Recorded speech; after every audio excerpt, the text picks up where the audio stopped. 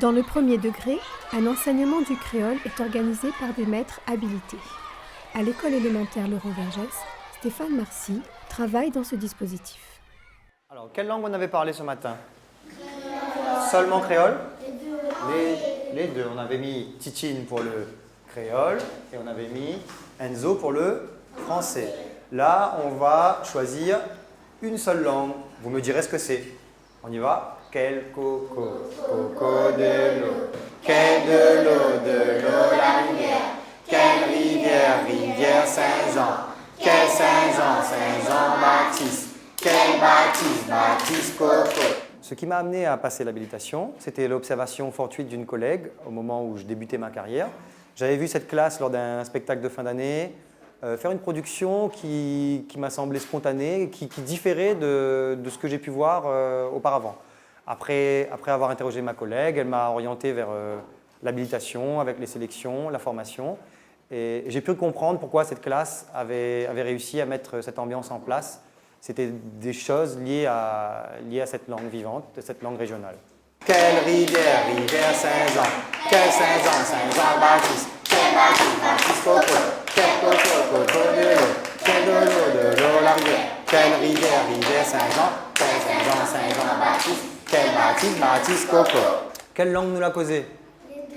Les deux. Donc, quelle étiquette nous garde, quelle étiquette nous enlève? Nous enlève Enzo et nous garde Titine. Les bons, Titine, il cause quelle langue? Créole. Et là, nous cause seulement créole. L'enseignement LVR vise à améliorer les compétences dans la maîtrise de la langue créole et de la culture réunionnaise. Il s'agit également de développer des comportements et attitudes indispensables pour l'apprentissage des langues. Si je me fie au programme, j'ai un espace de 45 minutes hebdomadaires et avec cet espace, je peux travailler sur des prérequis que mes élèves dans un milieu, on dirait, en difficulté à la Rivière des Galets. Les prérequis ne sont pas forcément en place en termes de langage, en termes de combinatoire, en termes de phonétique, en termes aussi d'attitude d'élèves.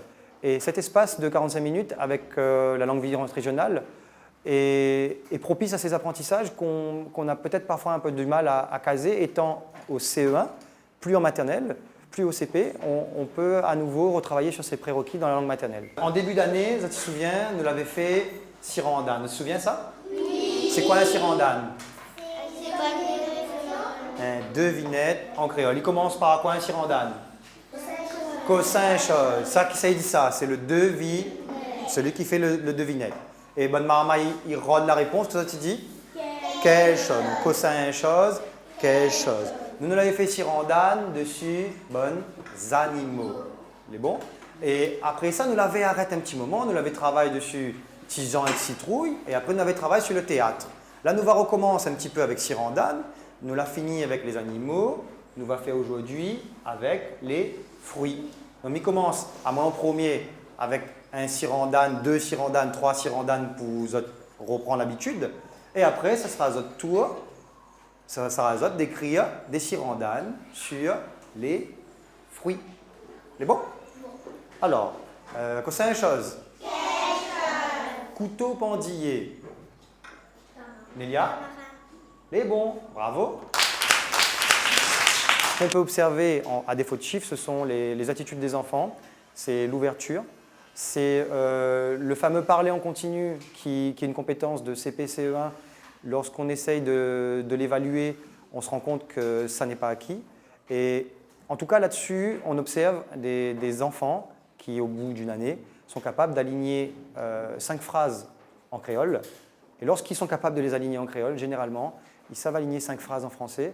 Et pour les avoir testés au départ, c'était très très difficile. Et la spontanéité de la langue créole nous aide, apporte en tout cas une plus-value dans ce milieu-là. Mais avant de commencer, les autres cherchent un petit peu des idées sur quels fruits ils pourraient écrire à Sirandan. Qui a une idée de fruits sur laquelle ils ont envie d'écrire une Sirandan. Et moi, m'écrit au tableau comme ça, vous allez pouvoir regarder après quand ce sera le moment d'écrire. William. Banane. Banane, vous me faire. Comment on écrit banane? Est-ce que les comme en français? Non. Si, les comme en français là. En français, il écrit comme ça même. Là, des fois, il va changer, mais là, il est comme en français. Naomi. Alors, est-ce qu'il dit ananas en créole? Comment il dit? Zanana. Et comment on écrit ça en créole? Pour écrire za, qu'est-ce que ça nous fait? Z-A. Après na. Et encore na. Il ne dit pas zanana, il dit plutôt zanana. Ça, tu dis zanana, ce n'est pas grave, il nous dit plutôt zanana. Un autre fruit, Gwen? Citrouille. Oui, ben nous pouvons mettre citrouille. Comment on écrit citrouille? Là, elle n'est pas facile pour écrire ça. Les Sirandane, pourquoi ce choix? On part d'une base orale. Les Sirandane, c'est un volet oral de la culture réunionnaise, riche parce que imagé, riche parce que dans l'échange, riche parce que les possibilités de réponse sont larges, les possibilités de questions sont larges aussi. Et derrière, ce qui m'a intéressé particulièrement aujourd'hui, c'était le passage à l'écrit. Donc la création des Sirandane par les enfants. Là, il y a une phase de production qui est facilitée par cette richesse orale. Et derrière, ce qui m'intéresse aussi, c'est la combinaison, ce qu'on appelle la combinatoire, chez des élèves en CE1, pas forcément lecteurs. J'avais une moitié de classe non lectrice en début d'année. Et le décodage qui est associé au codage à ce moment-là avec la production est intéressant. Il est facilité par le côté transparent de la langue créole. Sachant que le passage à l'écrit, il est libre. Dans notre formation, on nous a appris qu'on pouvait choisir un écrit proche du français ou un écrit qu'on dirait phonétique. C'est celui que j'ai choisi de mettre en place parce qu'il facilite l'entrée dans le code de mes élèves non lecteurs.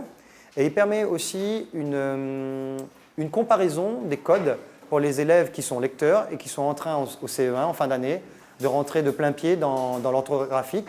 Et cette comparaison est intéressante pour eux parce qu'ils se questionnent systématiquement sur le pourquoi de cette graphie en français, de cette graphie en créole. Ça permet d'installer les deux codes en similitude et aussi en comparaison. Après là, on a fait les questions de devinette pour savoir que les enfants, c'est quoi. Après, on a écrit que ça, il est pour que les enfants connaissent. Après, quand ils connaissent, on écrit la devinette. L'abord avec la langue créole a pu parfois, peut-être auparavant, poser quelques soucis, les gens se questionnent. Mais lorsqu'on sait le présenter, il m'a semblé que les parents étaient au contraire preneurs et que cela cassait une barrière.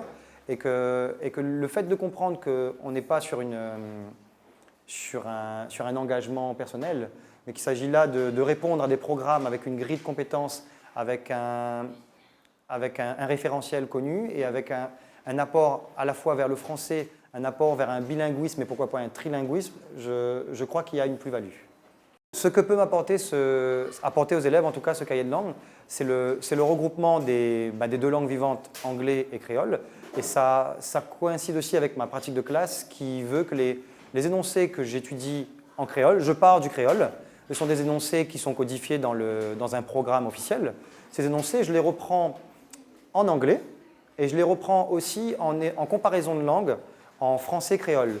Et le fait que ce cahier soit sur les deux langues nous permet de bien marquer cet espace.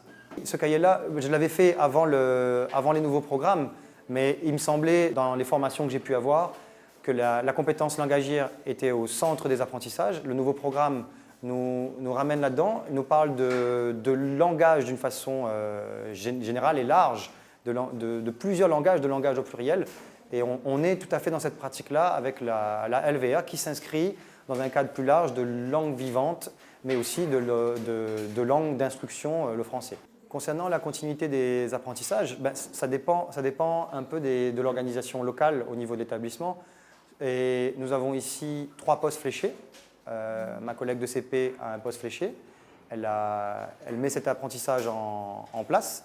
Mais ce n'est pas elle qui débute cet apprentissage puisque les collègues de maternelle, en petite section, nous avons une classe bilingue. En grande section aussi, une classe bilingue juste à l'école d'à côté avec les élèves qui vont venir chez nous.